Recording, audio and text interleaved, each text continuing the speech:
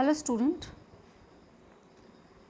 Chapter wind storm and cyclone में last class में हमने पढ़ा था topic air expends on heating. जब हम एयर को गर्म करते हैं तो एयर फैलती है।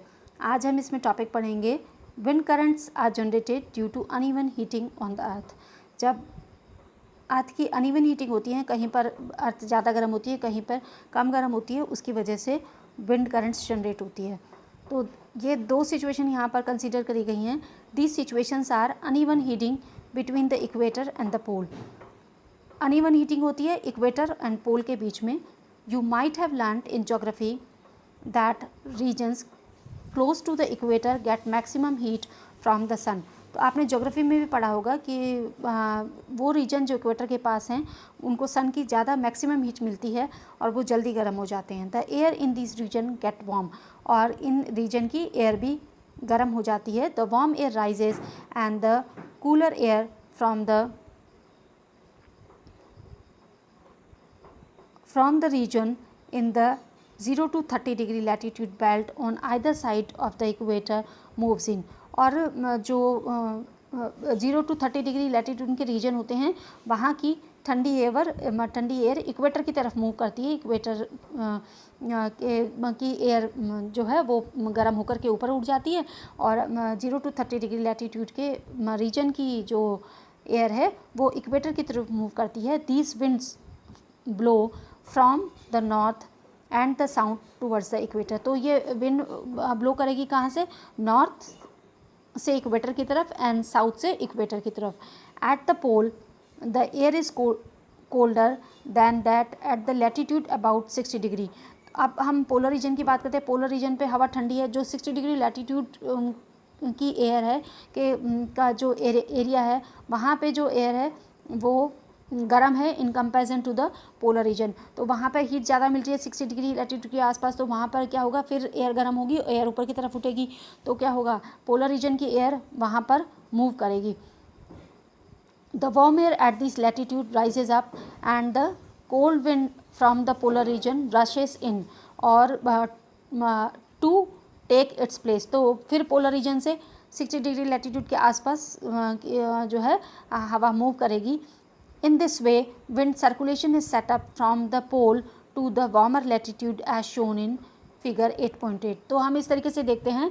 तो विंड का जो पैटर्न है वो विंड जो का सर्कुलेशन है वो किस तरीके से है, पोलर रीजन से वार्मर लैटीट्यूड की तरफ को है, जैसा कि आपको डायग्राम में भी दिखाया गया है। The wind would have flown in the north south direction from north to south. तो हम देखते हैं कि जो विंड का डायरेक्शन है वो नॉर्थ साउथ डायरेक्शन से north to south and from south to north। A change in the direction is however caused by the rotation of the earth। और जो डायरेक्शन में चेंज होता है वो किसकी वजह से होता है? अर्थ के रोटेशन की वजह से होता है। अब दूसरा सिचुएशन क्या है? Uneven heating of land and water.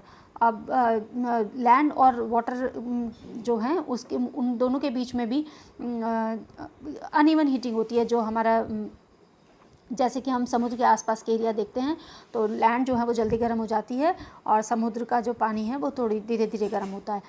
As you have read about the sea breeze and the land breeze in chapter 4।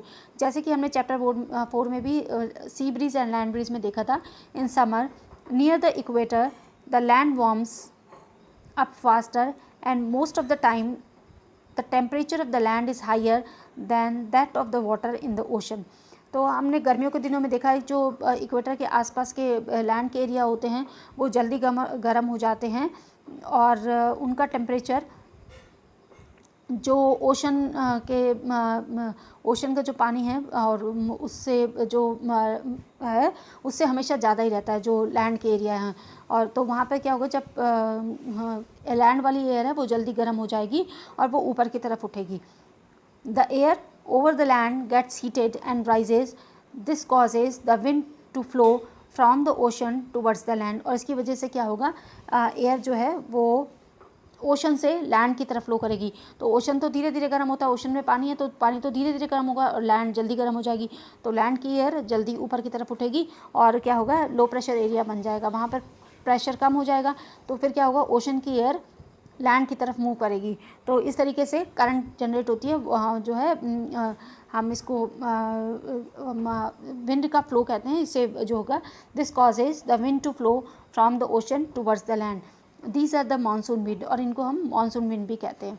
In winter the direction of the wind flows gets reversed, it flows from the land to the ocean, और winter में ये direction उल्टी हो जाती है, land से ocean की तरफ हो जाती है। The wind from the ocean carry water and bring rain, it is a part of the water cycle. और हम देखते हैं कि जो ओशन से करंट आती हैं वो अपने साथ पानी और बारिश को भी लेके आती हैं, और ये वाटर साइकिल का पार्ट है। The monsoon wind carry water and it's rain, cloud bring rain and give us happiness, farmers in our country depend mainly on the rain for their harvest। तो बारिश आती है तो वो अपने साथ खुशियाँ भी लेकर के आती है। हम देखते हैं हमारे जो फार्मर्स हैं वो बरसात के पानी पे ही और बारिश के पानी पे ही डिपेंड करते हैं अपनी फसलों के लिए, अपनी हार्वेस्ट के लिए। There are many folk songs associated with clouds and rain, और बहुत सारे हमारे जो फोक सॉन्ग हैं वो क्लाउड्स और रेन से एसोसिएटेड हैं। Sing and enjoy with your friends, if you know such a song here is one for you. अगर आपको ऐसे गाने आते हैं, ऐसे सॉन्ग्स आते हैं जो कि हमारे क्लाउड्स और रेन से रिलेटेड हैं, हमारे फोक सॉन्ग हैं बहुत सारे, तो आप उनको एंजॉय करें। और एक सॉन्ग यहाँ पर भी दिया गया है, आपकी बुक में दिया गया है, आप इसको भी एंजॉय करें। Thank you for this class.